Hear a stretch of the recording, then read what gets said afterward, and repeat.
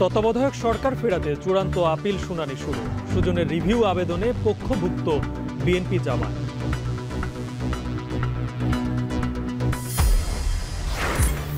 গণভোটের আদেশ জারি নিয়ে মতৈক্য হচ্ছেই না।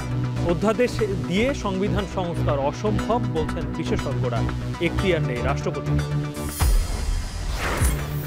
নির্বাচন ঘিরে এআইয়ের অপব্যবহার ঠেকাতে সেন্ট্রাল সেল গঠনের সিদ্ধান্ত ইসির। সমন্বিত কাজের নির্দেশ প্রধান নির্বাচন কমিশন। ইম্পোর্ট কুরিয়ার সেকশন থেকে শাহজালালের কার্গো ভিলেজের আগুনের সূত্রপাত। ধারণা বেবিচক চেয়ারম্যানের। মালামাল জটের দায় চাপালেন বিমান ও কাস্টমসের। এবং জুবায়েদ হত্যাকাণ্ডের 2 দিন পর অবশেষে বংশাল থানায় বড় ভাইয়ের মামলা দায়ের। গ্রেপ্তার দেখানো হলো 3 আসামি।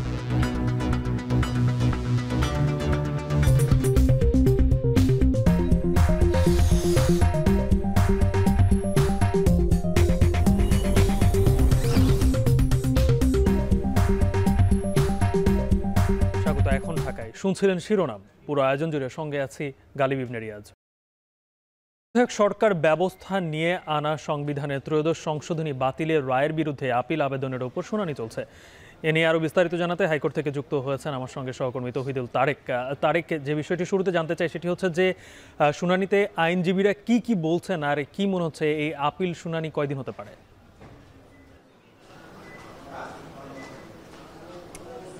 গালিব, শুরুতে যে বিষয়টি উল্লেখ করেছেন যে তত্ত্বাবধায়ক সরকার ব্যবস্থা পুনর্বহালের জন্য কিন্তু এই চূড়ান্ত শুনানি চলছে এবং আপনি জানেন যে এই তত্ত্বাবধায়ক সরকার নিয়ে কিন্তু বেশ অনেক আগ থেকেই কিন্তু এই বিষয়টি নিয়ে নানা ধরনের আলোচনা সমালোচনা এবং কোর্টে কিন্তু বেশ কয়েকবার এটি উত্থাপিত হয়েছে বিষয়টি।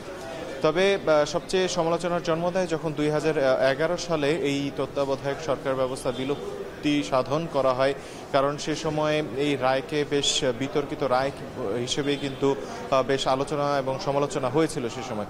তবে সরকার পতনের পর আজ যে শুনানিটি চলছে, এই শুনানির পেছনে কিন্তু যিনি আবেদন করেছিলেন সর্বপ্রথম তিনি ছিলেন যে সুশাসনের জন্য নাগরিক সুজনের যিনি সম্পাদক বদিউল আলম মজুমদার, তিনি কিন্তু আবেদন করেছিলেন এই সরকার ব্যবস্থার ফিরিয়ে আনার জন্য। এবং তার যে আইনজীবী আজকে রয়েছেন তাকে উপস্থাপন করছেন, তিনি কিন্তু এই শুনানির প্রথম থেকে কথা বলে আসছেন এবং যে বিষয়টি জানতে চাইলেন যে কী নিয়ে কথা বলছেন। শুরুতেই আইনজীবী যে বিষয়গুলো উত্থাপন করছেন তার মধ্যে অন্যতম হলো যে এই বাংলাদেশের এর আগে যে প্রেক্ষাপটগুলো তৈরি হয়েছিল এবং সে সময় আসলে তত্ত্বাবধায়ক সরকার ব্যবস্থা কিভাবে এখানে বাংলাদেশের এই নির্বাচন ব্যবস্থায় অন্তর্ভুক্ত হলো এবং পরবর্তীতে সেটা আসলে সরিয়ে ফেলার জন্য কিংবা বিলুপ্তি সাধন করার পর আসলে কী ধরনের সমস্যাগুলোতে বাংলাদেশের জনগণকে আসলে পড়তে হয়েছে সেই বিষয়গুলো কিন্তু তিনি তুলে ধরছেন। এবং একই সাথে আরও যে বিষয়টি আমরা জেনেছি যে এই আবেদন যখন করা হয় তখন কিন্তু প্রধান বিচারপতির পক্ষ থেকে বলা হয়েছিল যে তারা এই বাংলাদেশের জনগণ যাতে একটি স্থায়ী সমাধান পায়, সেই একটি স্থায়ী সমাধানই তিনি কিন্তু চাচ্ছেন যে বাংলাদেশের মানুষ যাতে সেটা পায় এবং তত্ত্বাবধায়ক সরকার ব্যবস্থা ফিরিয়ে আনলেই সেটা হবে কিনা এই প্রশ্ন কিন্তু তিনি রেখেছিলেন সে সময়। তারপর এই যে আইনজীবী রয়েছেন তিনি এর পক্ষে বেশ কিছু পয়েন্ট তুলে ধরার পর রাজি হন। প্রধান বিচারপতি কিন্তু আজকের এই তারিখ নির্ধারণ করেন এবং সেই হিসেবে এই শুনানি চলছে। আরেকটি বিষয় একটু জানিয়ে রাখি যে আন্তর্জাতিক অপরাধ ট্রাইব্যুনাল আছে কিন্তু শহীদ আবরার ফাহাদ এবং আসলে যে হত্যাকাণ্ডগুলো ঘটেছে তার সাক্ষ্য গ্রহণ কিন্তু চলছে। এই ছিল আমার কাছে সর্বশেষ। তত্ত্বাবধায়ক সরকার নিয়ে আপিল আবেদনের শুনানি, চূড়ান্ত যে শুনানি সেটি চলছে এই মুহূর্তে, সেই বিষয়ে বিস্তারিত জানাচ্ছিলেন তৌহিদুল তারেক। জুলাই সনদ বাস্তবায়নে গণভোট লাগবে, এ বিষয়ে সকল রাজনৈতিক দল একমত হলেও গণভোটের জন্য বিশেষ আদেশ কে জারি করবেন, রাষ্ট্রপতি নাকি প্রধান উপদেষ্টা? এ বিষয়ে রাজনৈতিক দলগুলোর এখনও ঐক্যমত্য হয়নি। বিশেষজ্ঞরা মনে করেন অধ্যাদেশ দিয়ে সংবিধান সংস্কার করা সম্ভব নয়। এছাড়া বিদ্যমান সংবিধান অনুযায়ী সংবিধান সংস্কারের জন্য রাষ্ট্রপতি কোনো বিশেষ আদেশ জারি করতে পারেন না। গণ অভ্যুত্থানের প্রতীক এবং জনগণের সার্বভৌম অভিপ্রায়ের বৈধতায় বিশেষ আদেশ জারি করার ক্ষমতা রাখেন একমাত্র ডক্টর ইউনূস। আরও জানাচ্ছেন হাসিব বিল্লাহ। ক্রান্তিকালে দাঁড়িয়ে থাকা বাংলাদেশের জন্য গণঅভ্যুত্থানের 14.5 মাস পর শুক্রবার রাষ্ট্র সংস্কার দলিলে সই করেন দেশের নানান ধারার রাজনৈতিক দলের প্রতিনিধি। স্বাধীনতার পর এক নতুন অধ্যায়ের সাক্ষী হয় বাংলাদেশ। বৃষ্টিস্নাত বিকেলে গণতান্ত্রিক শাসন ব্যবস্থা প্রতিষ্ঠার এই অঙ্গীকার জাতির সামনে তুলে ধরেন অন্তর্বর্তী সরকারের প্রধান উপদেষ্টা। আমরা কিভাবে ঐক্যমত্যে এসেছি। জুলাই সনদ বাস্তবায়নে গণভোটের বিষয়ে রাজনৈতিক দলগুলো একমত, কিন্তু গণভোটের আইনি ভিত্তি, সময় ও প্রশ্ন ইস্যুতে দলগুলোর ঐকমত্য হয়নি। তাই সই করেনি গণঅভ্যুত্থানের নেতাদের দল জাতীয় নাগরিক পার্টি। তাদের দাবি, জুলাই সনদ বাস্তবায়নে গণভোটের জন্য একটি বিশেষ আদেশ জারি করবেন অন্তর্বর্তী সরকার প্রধান। কিন্তু বিএনপি সহ বেশ কিছু দল মনে করে এর জন্য একটি অধ্যাদেশ হতে পারে, যা জারি করবেন রাষ্ট্রপতি। সনদ বাস্তবায়ন নিয়ে গত 2 মাসের প্রচেষ্টার পরেও এই বিতর্কের সুরাহা হয়নি। এখন যে রাষ্ট্রপতির বদলে যে প্রধান উপদেষ্টা কোনো আইন স্বাক্ষর করবে, সেটার তো কোনো পদ্ধতি নাই। কারণ তাইলে পুরো এই সংবিধানকে স্থগিত করতে হবে। পুরো সংবিধানকে স্থগিত করে এখনকার যে প্রধান উপদেষ্টা, তাকে আরেকটা কোনো কারো কাছে শপথ নিতে হবে। পরের জনপ্রতিনিধিরা তাদের গাঠনিক ক্ষমতা সহ যখন সংবিধানের সংস্কার আনবেন, সেই সংস্কারের পরে যে নতুন সংবিধানের কাঠামোটা দাঁড়াবে, যে রূপটা দাঁড়াবে, যে চেহারাটা দাঁড়াবে, সেটা অনুযায়ী সেটাকে ডিফেন্ড করার জন্য সাংবিধানিক প্রতিষ্ঠানে যারা আছেন, সাংবিধানিকভাবে যারা শপথবদ্ধ, তাদেরকে নতুন করে শপথ দিতে হবে। এটা আপনারা যেটা বলছেন যে প্রোক্লামেশন জারির মাধ্যমে এখনই দিতে হবে কিনা, এটি আসলে এখন দিতে হবে না। রাষ্ট্র সংস্কার আন্দোলন মনে করে জুলাই সনদ বাস্তবায়ন একটি আইন হলেও এর চরিত্র হবে অধ্যাদেশ, যা পাশ হবে পরবর্তী সংসদের সংবিধান সংস্কার সভায়। উপদেষ্টা পরিষদ আইন উপদেষ্টার আইন বানায়, কিন্তু আইনটা প্রচারিত হয় রাষ্ট্রপতির নামে। জাতীয় সনদ যেটা হয়েছে, এই জাতীয় সনদ বাস্তবায়ন আইন করলো। আপনার কি গণভোট করতে হবে, গণভোট আইন করলো। তাহলে এই আইনগুলির ক্যারেক্টার হবে অর্ডিন্যান্স। এই অর্ডিন্যান্সগুলি পরবর্তী পার্লামেন্ট যখন আসবে, তারা যখন রেটিফাই করবে, তখন এটা আইনের মর্যাদা লাভ করবে। আর যদি রেটিফাই না করে, এটা আবার অবৈধ হয়ে যাবে। 93 অনুচ্ছেদ অনুযায়ী সংসদ ভেঙে গেলে জরুরি প্রয়োজনে রাষ্ট্রপতি অধ্যাদেশ জারি করেন, কিন্তু এতগুলো সংস্কারের কারণে সংবিধানের মৌলিক কাঠামোতে ব্যাপক রদবদল হবে। সংবিধানের আমূল সংস্কারের জন্য অধ্যাদেশ কার্যকর নয় বলে মনে করে এনসিপি। বাংলাদেশে এখনকার যে আইনি কাঠামো, সেখানে গণভোট হতে পারে আরপি অনুযায়ী, আরেকটি হতে পারে গণভোট একটি আইন আছে সেটি অনুযায়ী। সে দুটিই কিন্তু বাংলাদেশের যে বিদ্যমান সংবিধান তার কাঠামোতে, এবং সেখানে সংবিধান সংস্কারের কোনো বিষয়ে গণভোট আনা যাবে এরকম কোনো বিধান নেই। অর্থাৎ আপনাকে একটি নতুন প্রক্রিয়ায় যেতেই হবে।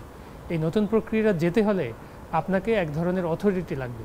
সেই অথরিটি আসলে রাষ্ট্রপতির নাই, কারণ রাষ্ট্রপতি পুরনো যে কাঠামো, সাংবিধানিক কাঠামো, সেটিকে প্রতিনিধিত্ব করছেন। গণ অভ্যুত্থানের সিম্বল হচ্ছেন ডক্টর মোহাম্মদ ইউনূস। তাকে জনগণ তাদের অভিব্যক্তি হিসাবে, অভিব্যক্তির প্রকাশ রূপে তাকে কিন্তু ক্ষমতায় বসানো হয়েছে। অর্থাৎ এই অথরিটি শুধুমাত্র ডক্টর মোহাম্মদ ইউনূসেরই আছে।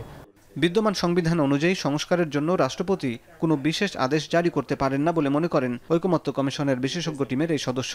আমাদের তো কোনো নির্বাচন হয়নি, আমাদের সরকার পালিয়ে গেছে, একটা শূন্যতা তৈরি হয়েছে, এবং এই যে একটা বিপ্লবের মাধ্যমে একটা সরকার পালিয়ে গেল, সেই সব শক্তিগুলো তখন তারা স্বতঃস্ফূর্তভাবে ওনাকে মনোনীত করেছেন যে আপনি আমাদের দেশের দায়িত্ব গ্রহণ করুন, এবং সেইখান থেকেই ওনার সাংবিধানিকতা, ওনার বৈধতা তৈরি হয়েছে। কাজেই সেই শক্তি, সেই জনগণের আকাঙ্ক্ষাকে কিন্তু প্রফেসর ইউনূস ধারণ করেন, সেই আকাঙ্ক্ষাকে রাষ্ট্রপতি ধারণ করেন না। এবং এখানে আমরা যেই আদেশের কথাই বলি, এটা রাষ্ট্রপতি দিন বা প্রফেসর মোহাম্মদ ইউনূস দিন, এটা কিন্তু লিখিত সংবিধানের বাইরে থেকে হবে। আগামী 30 অক্টোবর শেষ হচ্ছে জাতীয় ঐকমত্য কমিশনের মেয়াদ। এর আগেই জুলাই সনদ বাস্তবায়ন নিয়ে চূড়ান্ত মতামত সরকারকে জানাতে চায় ঐকমত্য কমিশন। হাসিব বিল্লাহ, এখন, ঢাকা।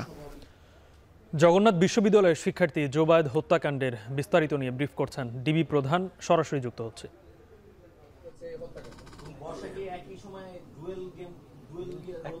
আচ্ছা, এইটা রাজনৈতিক কোনো বিষয় এখানে নাই। এটা ত্রিভুজ প্রেমের কাহিনী, কমপ্লিটলি ত্রিভুজ প্রেমের কাহিনী। এটাকে রাজনৈতিক কালার দেওয়ার কোনো সুযোগ নাই, বা আমরা ওইদিকে তেমন কিছু পাইও নাই, ঠিক আছে। আর এই জিনিসটা ডিসক্লোজ হয়েছে সম্ভবত, মেয়েটা চালু, দুই দিকেই সে সম্পর্ক বজায় রাখছে। একটা পর্যায়ে মাহির বোধহয় এটা টের পাইছে, ও যখন চার্জ করছে, এটা কবে নাগাদ, 26শে সেপ্টেম্বরের পরে তাদের মধ্যে পরিকল্পনা আসে যে তাকে আমরা ওই সরাই দিবে। মেয়ের সঙ্গে কথা বলার পর বা ইনভেস্টিগেশন করার পর কি প্রশ্নটা আবার বলেন কি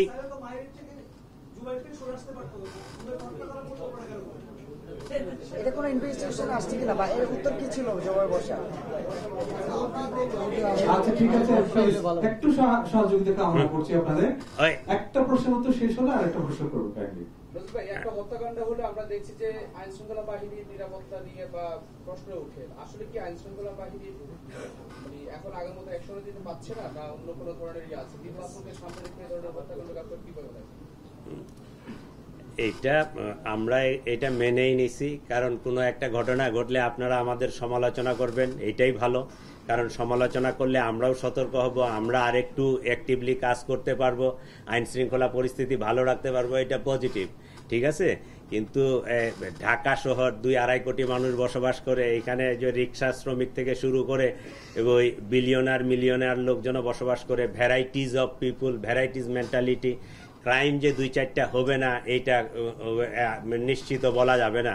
পৃথিবীর সব বড় বড় শহর, নিউ ইয়র্ক বলেন বা অন্যান্য শহরগুলো দেখেন, ওদের ক্রাইম স্ট্যাটিস্টিক্স দেখেন আমাদের চেয়ে বেশি। আমরা সেই তুলনায় আমরা মনে করব যে আপনাদের সহযোগিতায়, আমাদের সহযোগিতায়, সকলেই মিলে আমরা ঢাকা শহর অনেকটা নিরাপদ। 100% হয় আমি বলতে পারবো না যে একেবারে 100% ক্রাইম ফ্রি, এটা করাও সম্ভব না, বাট আমরা এইটা চেষ্টা করি যে সবসময় একটা সহনশীল মাত্রায় যেন থাকে, পাবলিকের মধ্যে যেন যে সেন্স অফ সিকিউরিটি এইটা যেন থাকে, এইটাও আমরা চেষ্টা করি, এটা করে যাচ্ছি।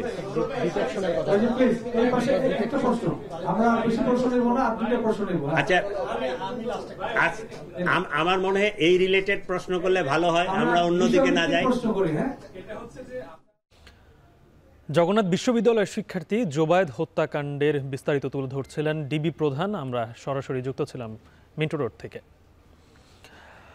বাংলাদেশে মানবাধিকার সমুন্নত রাখতে সংস্কার প্রক্রিয়া এগিয়ে নেওয়ার পাশাপাশি নতুন করে মানবাধিকার লঙ্ঘনের ঘটনা রোধে কার্যকর পদক্ষেপ নেওয়ার আহ্বান জানিয়ে প্রধান উপদেষ্টা ডক্টর মোহাম্মদ ইউনূসকে চিঠি দিয়েছে 6টি আন্তর্জাতিক মানবাধিকার সংস্থা।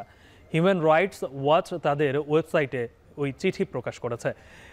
HRW ছাড়াও ওই 6 সংস্থার তালিকায় আছে committee to protect journalist, CPJ, দক্ষিণ আফ্রিকার সিভিকাস, রোহিঙ্গাদের অধিকার নিয়ে কাজ করা থাইল্যান্ড ভিত্তিক সংগঠন fortify rights, Robert F Kennedy human rights ও টেক গ্লোবাল ইনস্টিটিউট।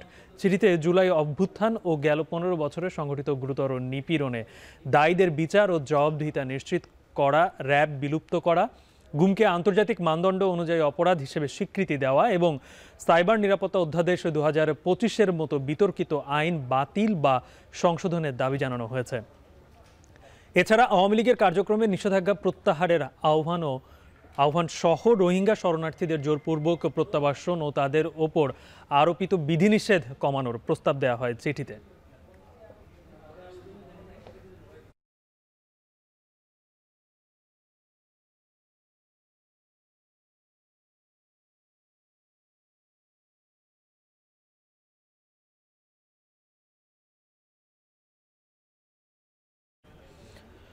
আসন্ন সংসদ নির্বাচনে এআইয়ের অপব্যবহার ঠেকাতে একটি সেন্ট্রাল সেল গঠনের কথা জানিয়েছেন প্রধান নির্বাচন কমিশনার এএমএম নাসির উদ্দিন।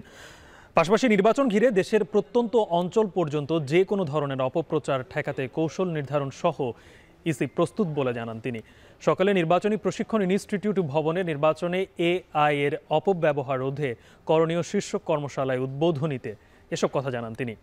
নির্বাচন সংশ্লিষ্ট বিভিন্ন পর্যায়ের দায়িত্বে থাকা কর্মকর্তাদের উদ্দেশ্যে এসব সমস্যা সমাধানে যৌথ প্রচেষ্টার আহ্বান জানান তিনি। নির্বাচনের আগের রাতে এআইয়ের মাধ্যমে অপপ্রচার বেড়ে যাওয়ার শঙ্কা করে পার্বত্য ও দুর্গম এলাকায় বিশেষ গুরুত্ব দেওয়ার কথা জানান সিএসি। দিনব্যাপী কর্মশালায় সিএসির সভাপতিত্বে অন্যান্য কমিশনার সহ বিভিন্ন বিশ্ববিদ্যালয়ের শিক্ষক, টেকনিক্যাল এক্সপার্ট এবং নির্বাচন সংশ্লিষ্ট অন্তত ৮০ জন এতে অংশ নিয়েছেন।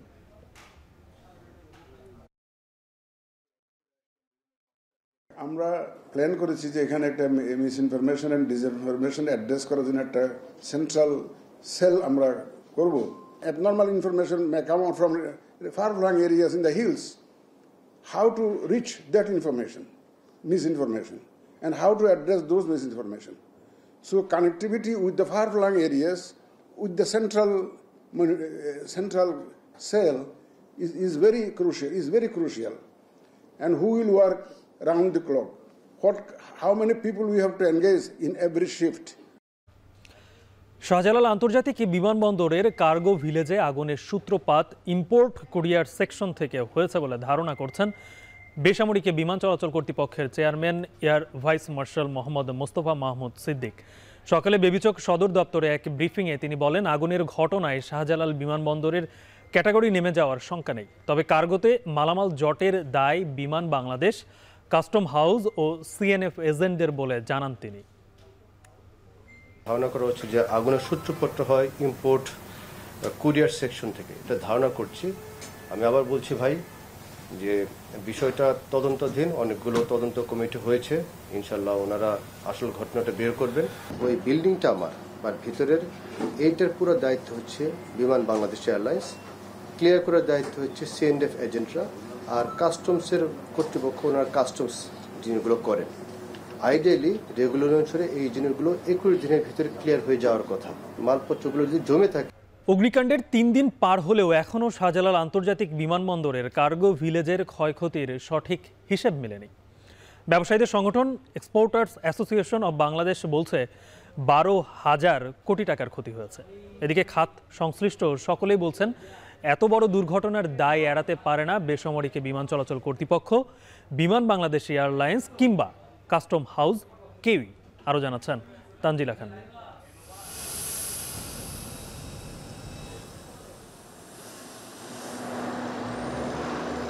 24-এর গণ অভ্যুত্থানের পর ভারতে ট্রান্সশিপমেন্ট সুবিধা বাতিল করে ঢাকা থেকে আকাশপথে পণ্য পরিবহনের চাপ বেড়েছে। শাহজালাল আন্তর্জাতিক বিমানবন্দর থেকেই বেশিরভাগ কার্গো পরিবহন কার্যক্রম চলে। ঢাকায় 35টি এয়ারলাইন্স ফ্লাইট পরিচালনা করে, এর বেশিরভাগই বেলি কার্গো সুবিধা দেয়। এর বাইরে এমিরেটস, কাতার, টার্কিশ, সাউদিয়া সহ বেশ কয়েকটি এয়ারলাইন্স কার্গো পরিবহন করে। ঢাকা থেকে বছরে 2,10,000 টন পণ্য রফতানি হয়। বলা হচ্ছে প্রতিদিন 200 থেকে 250 কারখানার পণ্য আকাশপথে রপ্তানি হয়। ওষুধ শিল্পের কাঁচামাল, কম ওজনের বিভিন্ন মেশিনপত্র, তৈরি পোশাক, আন্তর্জাতিক কুরিয়ার সার্ভিসের মালামাল ও ই-কমার্স উদ্যোক্তাদের পণ্য পরিবহন হয় এই পথে। বিমানবন্দরে শুল্কায়ন প্রক্রিয়া সম্পন্ন করার জন্য যেখানে এই আমদানি রপ্তানিকৃত পণ্য রাখা হয়, শনিবার সেই কার্গো ভিলেজ পুড়ে ছাই। সেই আগুন নাড়িয়ে তুলেছে সংশ্লিষ্ট খাতের সকলকে। প্রশ্ন উঠছে কেপিআই এলাকায় নিরাপত্তা ও অগ্নি নির্বাপক ব্যবস্থা নিয়ে। এত দ্রুততম সময়ে আগুনটা এইভাবে ব্যাপ্তি লাভ করলো কেন, বা ফায়ার সার্ভিসে তাদের যে নিজস্ব ফায়ার ফাইটিং টিম তারা কি করলো, তারা কেন শুরুতেই এটা কন্ট্রোলে নিল। এখন কিন্তু আঙ্গুল দিয়ে দেখিয়ে দিল এই আগুন যে কতটা অনিরাপদ বাংলাদেশের অর্থনীতির একটা অন্যতম গুরুত্বপূর্ণ স্থানে। বহুদিন ধরে ব্যবসায়ীদের কার্গো সম্পর্কিত বিভিন্ন অভিযোগ আমলে নেওয়া হয়নি। বিশেষজ্ঞরা বলছেন এই পরিস্থিতিতে ক্ষতিগ্রস্ত হবে এয়ারলাইন্স এবং ব্যবসায়ী দুই পক্ষই। কারণ এখন ইম্পোর্ট কার্গো আসলে সেগুলো রাখার কোনো ব্যবস্থাপনা নাই, যার জন্য ইম্পোর্ট কার্গো আনার ব্যাপারে একটা অলিখিত নিষেধাজ্ঞা এয়ারলাইনগুলোকে দেওয়া হয়েছে আর কি।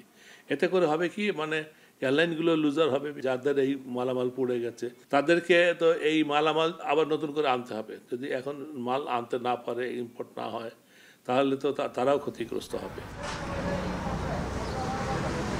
12 অক্টোবর শাহজালাল আন্তর্জাতিক বিমানবন্দরের কার্গো ভিলেজের অতিরিক্ত নিরাপত্তা ব্যবস্থা মূল্যায়ন করে শতভাগ নাম্বার দিয়েছিল যুক্তরাজ্যের ডিপার্টমেন্ট ফর ট্রান্সপোর্ট। আর তার 6 দিনের মাথাতেই এই কার্গো ভিলেজেই হয় ভয়াবহ অগ্নিকাণ্ড। যে আগুন নিয়ন্ত্রণে আনতেই ফায়ার সার্ভিসের সময় লেগেছে 7 ঘন্টা এবং আগুন পুরোপুরি নেভাতে সময় লেগেছে 24 ঘন্টারও বেশি। ফায়ার সার্ভিস বলছে আগুন নিয়ন্ত্রণে আনতে এত সময় লাগতো না যদি এখানে থাকতো নিজস্ব কোনো ডিটেকশন বা প্রোটেকশন সিস্টেম। এখন জনমনে প্রশ্ন উঠছে তাই, যদি সত্যি সত্যি এখানে কোনো ডিটেকশন বা প্রোটেকশন সিস্টেম না থেকে থাকে প্রত্যক্ষ কিংবা পরোক্ষভাবে, তাহলে যুক্তরাজ্যের ডিপার্টমেন্ট ফর ট্রান্সপোর্ট কিসের ভিত্তিতে নিশ্চয়তা দিয়েছিল বা শতভাগ নিশ্চিত করেছিল এখানের নিরাপত্তা ব্যবস্থা? শুধু কি কার্গো ভিলেজ, আপনি আমাদের এয়ারপোর্ট যেটা রয়েছে, প্যাসেঞ্জার এয়ারপোর্ট, আল্লাহ তো বাঁচিয়েছে যে এই অগ্নিকাণ্ড যদি আপনার এয়ারপোর্টে লাগতো তাহলে তো আপনি শত শত লোক মারা যেত ওখানে। শুনতে অবাক লাগে যে এখানে কোনো ফায়ার ইকুইপমেন্টস বা আপনার স্প্রিংকলার হাইড্রেন্ট বা আপনার ডিটেকশন নাই। আপাতত ম্যানুয়ালি পণ্য আমদানির কাজ চললেও এই কার্গো ভিলেজের বিকল্প কি হবে তা নিয়ে অগ্নিকাণ্ডের 3 দিন পেরিয়ে গেলেও আসেনি কোনো চূড়ান্ত সিদ্ধান্ত। নতুন যে ভবনটা আছে ওখানে হয়তো আমাদেরকে ইম্পোর্টের কাজটা ওখান থেকে করতে পারে আর কি, করার পারমিশন দিতে পারে সিভিল এভিয়েশন। এখানে স্থান যে পর্যাপ্ত ছিল না। 2015 সালে ইমিগ্রেশন পুলিশ অফিসে আগুন, 2016 সালে টেক অফের আগে রিজেন্ট এয়ারওয়েজের বিমানে আগুন, 2017 সালে টার্মিনালে আগুন, 2022 সালে তৃতীয় টার্মিনালের কাছে তেল ট্যাঙ্কার লরিতে আগুন, সর্বশেষ 2025-এ এই ভয়াবহ অগ্নিকাণ্ড। দুর্ঘটনাবশত, উদ্দেশ্য প্রণোদিত নাকি কোনো বাহিনীর গাফিলতে? উত্তর হয়তো মিলবে তদন্ত কমিটির রিপোর্টেই। তবে ইন্স্যুরেন্স থাকলে ক্ষতিপূরণ পাবার সুযোগ থাকলেও বহু ক্ষুদ্র উদ্যোক্তারা কিভাবে ঘুরে দাঁড়াবে সেই নিয়ে দেখা দিয়েছে অনিশ্চয়তা।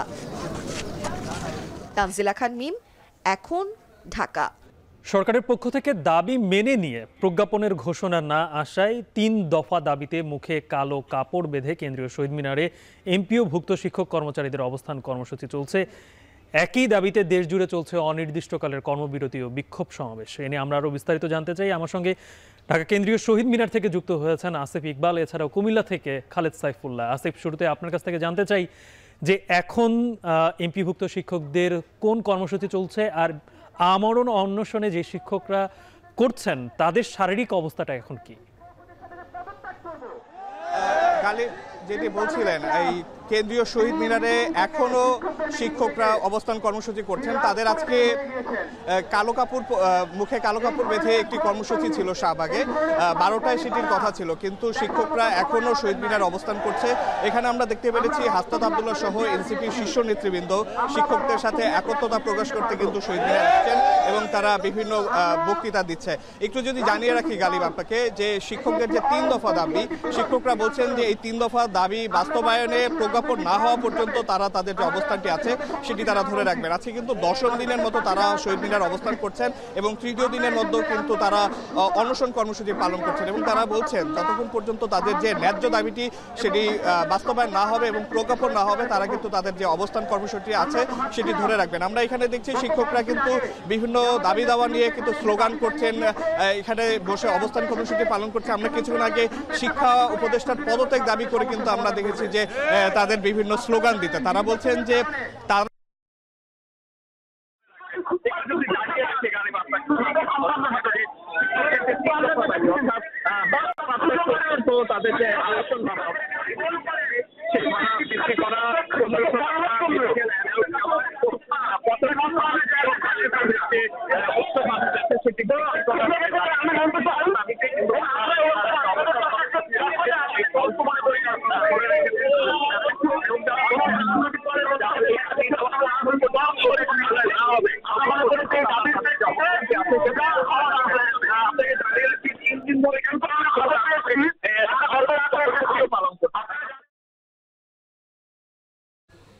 কুমিল্লায় আছেন আমাদের সহকর্মী খালেদ সাইফুল্লাহ, তার কাছ থেকে দেশের অন্যান্য অঞ্চলে যে এই যে কর্মবিরতি চলছে তার কি অবস্থা আসলে।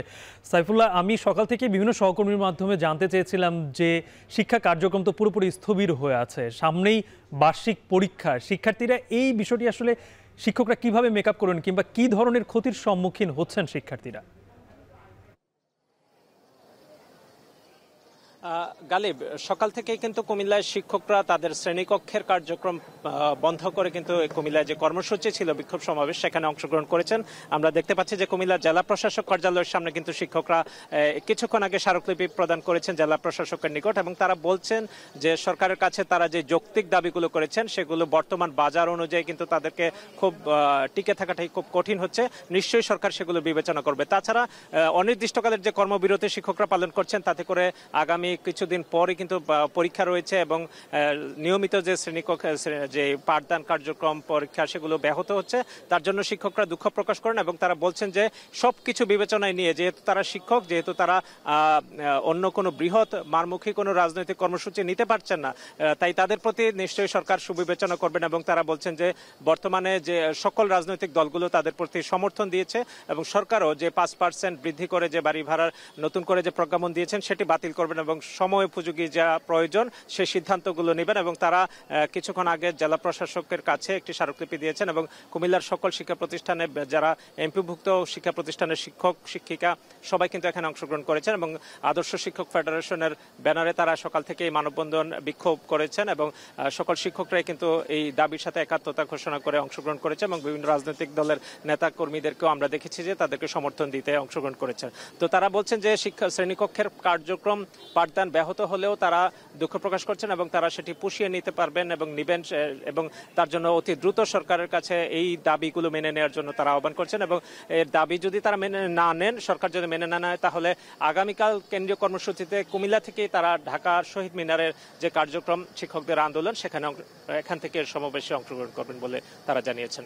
গালিব, এমপিওভুক্ত শিক্ষকদের 3 দফা দাবিতে সারা দেশেই শিক্ষা ব্যবস্থা স্থবির হয়ে রয়েছে, সে খবর জানাচ্ছিলেন কুমিল্লা থেকে খালেদ সাইফুল্লাহ।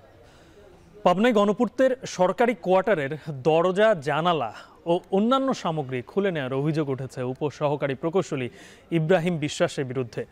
বদলিজনিত কারণেই এমনটি করেছেন তিনি। তবে এই ব্যাপারে কথা বলতে রাজি হননি জেলা গণপূর্তের নির্বাহী প্রকৌশলী। এদিকে এই ঘটনায় চাঞ্চল্যের সৃষ্টি হয়েছে জেলা জুড়ে। আরও জানাচ্ছেন মাসুদ রানা। দেখে মনে হবে পরিত্যক্ত কোনো ভবন, নেই দরজা জানালা কিংবা আসবাবপত্র। এই ভবনটিতেই বাস করতেন গণপূর্ত অধিদপ্তরের উপসহকারী প্রকৌশলী ইব্রাহিম বিশ্বাস। সরকারি নিয়ম নীতি উপেক্ষা করে ভবনটির দরজা জানালা খুলে নেওয়ায় ভবনের এমন ভুতুড়ে পরিবেশ। 6 মাস আগে গণপূর্ত অধিদপ্তরের উপসহকারী প্রকৌশলী ইব্রাহিম বিশ্বাসকে পাবনা থেকে বদলি করা হয় রাঙামাটিতে।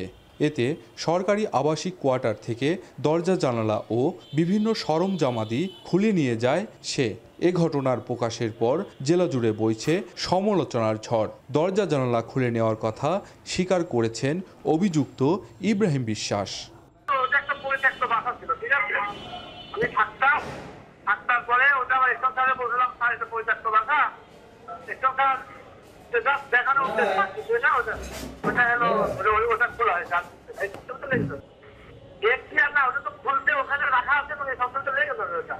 শুধু তাই নয়, প্রভাব খাটিয়ে ঠিকাদারদের কাজ পাইয়ে দেওয়ার অভিযোগও রয়েছে তার বিরুদ্ধে। ওনার বদলি হয়েছে মনে হয় 4-5 মাস এরকম মনে হয়। তো উনি পরে কর্তৃপক্ষের সঙ্গে আলাপ করেছিল, তারা কোনো কিছু না দেওয়ার কারণে উনি নিয়ে হয়তো চলে গেছে। সরকারি কোনো কোয়ার্টার বা স্থাপনা তৈরি করা যায়, নির্মাণ করা যায়, কিন্তু যাওয়ার সময় বা কোনো কারণে এটা খোলা সম্পূর্ণ আইন বিরোধীদের কাজ এবং এটা আমরা তীব্র প্রতিবাদ জানাই। সরকারি বাসায় বা অফিসে যে সমস্ত সামগ্রী লাগানো হয় সেটা সে খুলে নিয়ে যেতে পারে না এবং আমাদের দেশে এগুলো দেখার কেউ নাই, এর কোনো বিচারও হয় না, এর কোনো শাস্তিও হয় না। অভিযোগের বিষয়ে আনুষ্ঠানিকভাবে ক্যামেরার সামনে কথা বলতে অস্বীকার জানান পাবনা গণপূর্ত অধিদপ্তরের ঊর্ধ্বতন কর্মকর্তারা। সাংবাদিকদের উপস্থিতি টের পেয়ে তড়িঘড়ি করে অফিস ত্যাগ করছে উপবিভাগীয় প্রকৌশলী মিজানুর রহমান।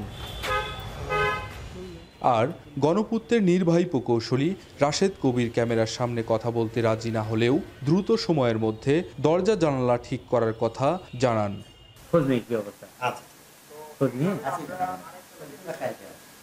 কি হয়েছে ঘটনার আগে জানিনি। হ্যাঁ, সত্যি স্যারের আছে তো না, তো জানেন না, এখন জানলেন যেহেতু একটু খোঁজ নিতে জানেনি। গণপূর্ত অধিদপ্তরের কিছু অসাধু কর্মকর্তার যোগসাজশে ব্যাপক অনিয়ম, দুর্নীতি ও স্বেচ্ছাচারিতার অভিযোগ এই অধিদপ্তরের বিরুদ্ধে। মাসুদ রানা, এখন, পাবনা। এবার আন্তর্জাতিক প্রসঙ্গ। প্রথম নারী প্রধানমন্ত্রী পেল জাপান। মঙ্গলবার দেশটির পার্লামেন্টের উভয় কক্ষে সংখ্যাগরিষ্ঠ ভোট পেয়ে নির্বাচিত হন 64 বছর বয়সী সানাই তাকাইচি। নিয়ম অনুযায়ী নতুন মন্ত্রিসভা গঠন করবেন তিনি। এর আগে শিগেরু ইশিবার পদত্যাগের পর দেশটির ক্ষমতাসীন লিবারেল ডেমোক্রেটিক পার্টি তাদের দলীয় প্রধান হিসেবে বেছে নেন তাকাইচিকে। আরও জানাচ্ছেন অর্ণব প্রসাদ। বিজ্ঞান ও প্রযুক্তিতে অভাবনীয় সাফল্য অর্জন করলেও এখন পর্যন্ত কোনো নারী নেতৃত্ব পায়নি জাপান। তবে সেই ইতিহাসকে পাল্টে দিয়ে এবার প্রথমবারের মতো দেশটির মসনদে বসতে যাচ্ছেন ৬৪ বছর বয়সী সানাই তাকাইচি। মঙ্গলবার জাপানের পার্লামেন্টের উভয় কক্ষেই সংখ্যাগরিষ্ঠ ভোট পান তিনি, আর এতে নিশ্চিত হয় তার প্রধানমন্ত্রী হওয়ার পথ। জাপানের নিম্নকক্ষে ৪৬৫ আইন প্রণেতার মধ্যে ২৩৩ জনের সমর্থন প্রয়োজন ছিল তাকাইচির। তবে ভোটাভুটিতে ২৩৭ আইন প্রণেতার সমর্থন পান তিনি। বিবিসি জানায় মূলত নিম্নকক্ষে সংখ্যাগরিষ্ঠ ভোট পাওয়ায় সুগম হয় তাকাইচির প্রধানমন্ত্রী হওয়ার পথ। এরপর আসে উচ্চকক্ষের ফল। এতে ২৪৮-এর মধ্যে ১২৫ ভোট পান তাকাইচি। জেতার জন্য প্রয়োজন ছিল ১২৪ ভোট। জাপানের সংবিধান অনুযায়ী প্রধানমন্ত্রী নির্বাচিত হতে পার্লামেন্টের উভয় কক্ষের সমর্থনের প্রয়োজন হয়। যেহেতু উভয় কক্ষেই সমর্থন নিশ্চিত করেছেন তাকাইচি, দ্রুতই সরকার গঠন করবেন তিনি। এর আগে পার্লামেন্টের উভয় কক্ষে সংখ্যাগরিষ্ঠতা হারানোর পর সেপ্টেম্বরে পদত্যাগ করেন দেশটির প্রধানমন্ত্রী শিগেরু ইশিবা। এরপর জাপানের ক্ষমতাসীন লিবারেল ডেমোক্রেটিক পার্টি তাদের দলীয় প্রধান হিসেবে ভোটাভুটিতে বেছে নেন সানাই তাকাইচিকে। বিশ্লেষকরা বলছেন, সাম্প্রতিক অর্থনৈতিক মন্দা, মুদ্রাস্ফীতি ও যুক্তরাষ্ট্রের সঙ্গে সাম্প্রতিক তিক্ত সম্পর্কের জেরে সামনের দিনগুলোতে চ্যালেঞ্জের মুখে পড়তে হতে পারে জাপানের প্রথম নারী প্রধানমন্ত্রীকে। অর্ণব প্রসাদ, এখন বিশ্ব। ৬৪ জেলার শ্রেষ্ঠ যুব সংগঠন এবং ঢাকার যুব সংগঠনগুলোকে ৫,৪১,০০,০০,০০০ টাকার অনুদান দিয়েছে যুব ও ক্রীড়া মন্ত্রণালয়। মঙ্গলবার সকাল 10টায় জাতীয় ক্রীড়া পরিষদ মিলনায়তনে চেক প্রদান অনুষ্ঠানে এই অনুদান দেন যুব ও ক্রীড়া উপদেষ্টা আসিফ মাহমুদ সজীব ভুইয়া। এ সময় তিনি বলেন, এই অনুদান সংগঠনগুলোর কাজ আরও বাড়িয়ে তুলবে। ২০২৪-২৫ অর্থ বছরে ১,০৫০টি যুব সংগঠনকে মোট ৫,৪১,০০,০০০ টাকা অনুদান প্রদান করা হচ্ছে। আমি দৃঢ়ভাবে বিশ্বাস করি এই অনুদান যুব সংগঠনগুলোর কার্যক্রমকে আরও শক্তিশালী করবে, সমাজের সমস্যার সমাধানে তাদের নেতৃত্বকে দৃঢ় করবে এবং আগামী দিনের নতুন বাংলাদেশ নির্মাণে তারা অগ্রসরী হিসেবে দায়িত্ব পালন করবে। যেসব সংগঠন নির্বাচিত হয়েছে তাদের সবাইকে আমি আন্তরিক অভিনন্দন জানাই। আশা করি তারা অনুদান যথার্থভাবে কাজে লাগিয়ে দেশের উন্নয়ন ও সামাজিক সমৃদ্ধিতে গুরুত্বপূর্ণ অবদান রাখবেন। বাংলাদেশ ওয়েন্ডিজ সিরিজ প্রসঙ্গ, ওয়েস্ট ইন্ডিজের বিপক্ষে সিরিজের দ্বিতীয় ওয়ানডে ম্যাচে আজ মাঠে নামছে বাংলাদেশ। মিরপুর শেরে বাংলা স্টেডিয়ামে ম্যাচ শুরু হবে দুপুর ১:৩০টায়। ম্যাচে জয় পেলে ১৯ মাস পর কোনো ওয়ানডে সিরিজ জয়ের স্বাদ পাবে টাইগাররা। আর উইন্ডিজদের লক্ষ্য সিরিজের সমতায় ফেরা। আরও জানাচ্ছেন জুবায়ের আহমেদ। মিরপুরের সেন্টার উইকেটে ব্যাটার বোলারদের ব্যস্ততা, পাশেই বহুল চর্চিত কালো রঙের পিচ। উইন্ডিজ সিরিজ শুরুর আগেই আলোচনায় মিরপুরে ধীরগতির উইকেট। সিরিজের দ্বিতীয় ওয়ানডের আগে বাংলাদেশ আর ওয়েস্ট ইন্ডিজ দুই দলই ব্যস্ত পিচ কেন্দ্রিক পরিকল্পনা নিয়ে। দুই দলের অনুশীলনেই ব্যাটিং ছিল বাড়তি প্রাধান্য। শেরে বাংলা স্টেডিয়ামে আরও একটা স্পিন দ্বৈরথের জন্য চলছে অপেক্ষা। সংবাদ সম্মেলনে বাংলাদেশের স্পিন কোচ মুশতাক আহমেদ জানালেন অনুশীলনের নানা দিক। মাঝের ওভারগুলোতে ব্যাটারদের রান তোলার প্রতি বাড়তি জোর দিতে অনুশীলনেও ছিল বৈচিত্র্য। We want to bring the net practice very close to the match environment because it's very important for the batsman to have that muscle memory to, we gonna play tomorrow, this is the surrounding, this is a middle pitch can be, so I want to play like that, I want to get singles like that. So the whole point is with Phil Simmons is trying to do that with the batters and Salahuddin, so trying to tell them how to get singles in middle overs. অনুশীলনে tiger ব্যাটাররা নেমেছিলেন তুলনামূলক ছোট bat নিয়ে। মুশতাক অবশ্য খোলাসা করেছেন এর পেছনের কারণটাও। Small bat means your gravity level as a spinner. Your head go near to the ball. When you play front foot, so make sure your head should be on the ball. Because on turning pitches, if you go a little bit lazy with your footwork, so I think your spinner can get you out. So the whole point with a small bat is to front foot or back foot, your gravity level has to be low.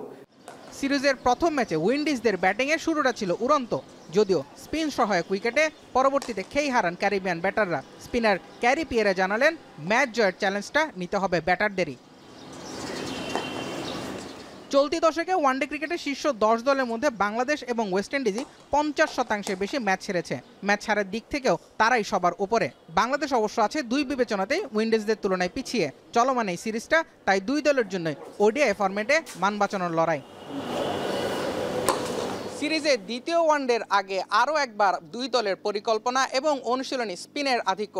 বাংলাদেশের স্কোয়াডে যুক্ত হয়েছে নতুন spinner Nasum Ahmed, আর Caribbean ব্যাটাররা নেটে ব্যস্ত সময় পার করছেন Bangladeshi net বোলারদের বিপক্ষে।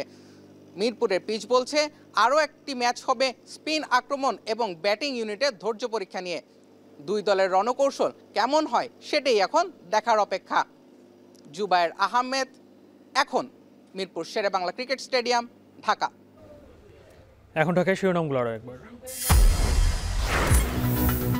তত্ত্বাবধায়ক সরকার ফেরাতে চূড়ান্ত আপিল শুনানি শুরু। সুজনের রিভিউ আবেদনে পক্ষভুক্ত বিএনপি জামায়াত।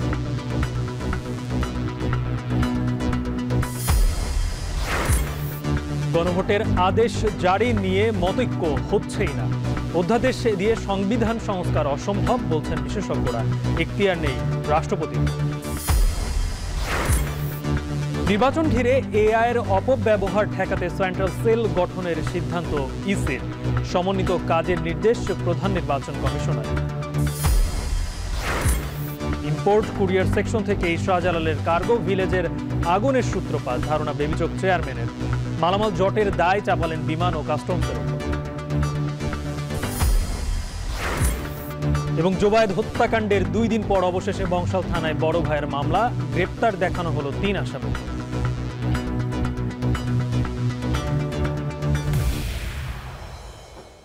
এখন টেলিভিশন ওয়েবসাইটে দেখতে ভিজিট করুন এখন.টিভি। ফেসবুকে চোখ রাখুন facebook.com/tv.এখন, আর ইউটিউবে লাইভ দেখতে ভিজিট করুন youtube.com/c/এখন.tv।